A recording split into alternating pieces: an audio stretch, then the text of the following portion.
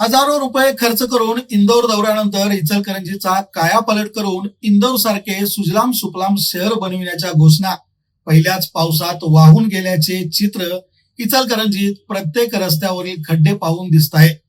महाराष्ट्राची वस्त्रनगरी, उद्योगनगरी, देशभर नाव कमावलेली इचलकरंजी, पण आज या शहराची नवी ओळख काय बनते? खड्ड्यांचं शहर, चिखलांचं शहर.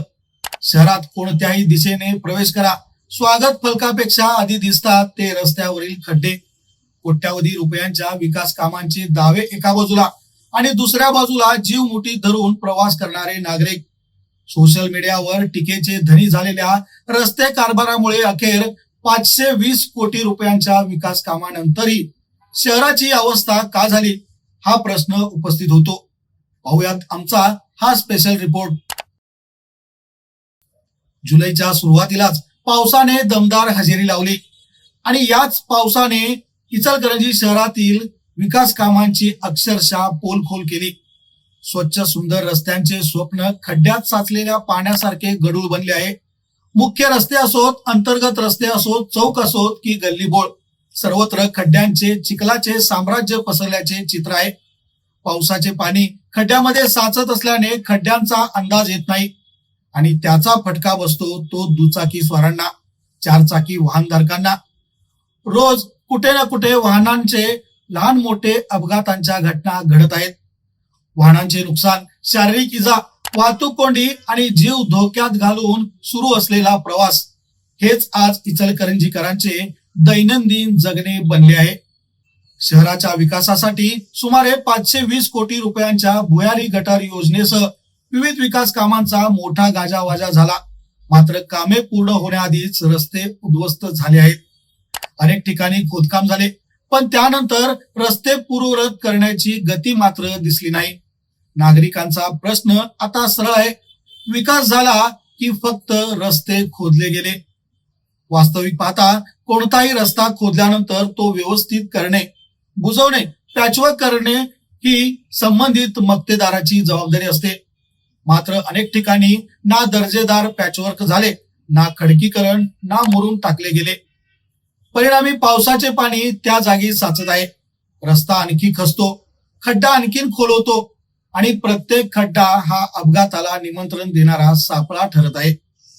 दुर्दैवाची बाब म्हणजे याकडे ना मक्तेदाराने गांभीर्याने पाहत असल्याचे दिसते, ना लोकप्रतिनिधी, ना नवनिर्वाचित म्हणून पहिला पाऊस पाहणारे नगरसेवकांचे लक्ष आहे, ना प्रशासनाकडून प्रभावी रस्ते काम होत असल्याची खंत नागरिक व्यक्त करत आहेत. अपघात होतात, लोक पडतात, स्वतःच उपचार घेतात, पण जबाबदारी स्वीकारायला मात्र कुणीही पुढे येत नाही. या परिस्थितीसाठी केवळ महापालिका प्रशासनाला जबाबदार धरायचे का, की लोकप्रतिनिधींनी आत्मपरीक्षण करण्याची वेळ आली आहे? शहराचे खासदार, आमदार आणि लोकप्रतिनिधी विविध विकास कामांचे उद्घाटन करतात, मोठमोठ्या घोषणा करतात, मात्र नागरिकांच्या दैनंदिन प्रवासाशी संबंधित असलेल्या रस्त्यांच्या प्रश्नावर ठोस परिणाम दिसत नसल्याची भावना नागरिक व्यक्त करत आहेत. प्रशासन आणि लोकप्रतिनिधी यांच्यातील समन्वयाचा अभावही या परिस्थितीला कारणीभूत असल्याची चर्चा शहरात आहे. इचलकरंजी म्हणजे केवळ निवासी शहर नाही, तर हजारो यंत्रमाग, शेकडो उद्योग, व्यापारी, कामगार आणि दररोज कोट्यावधी रुपयांची आर्थिक उलाढाल असलेले औद्योगिक केंद्र आहे. अशा शहरात रस्त्यांची ही अवस्था केवळ नागरिकांचा प्रश्न नाही, तर उद्योग, व्यापार आणि शहराच्या अर्थचक्रालाही फटका बसणार आहे. एकाच खराब रस्त्यामुळे उद्योगाचे वेळापत्रक बिघडते, वाहतूक खर्च वाढतो, वाहनांचे नुकसान होते आणि सर्वात महत्वाचे म्हणजे माणसाचा जीव धोक्यात येतो. इचलकरंजीला उद्योग नगरी म्हणून नवी ओळख देण्याची भाषा करणाऱ्यांनी सर्वप्रथम शहराला खड्डेमुक्त करण्याची ठोस पावले उचलण्याची गरज आहे. सोशल मीडियावर इचलकरंजी ऐवजी चिखलकरंजी अशी टीका केली जात आहे.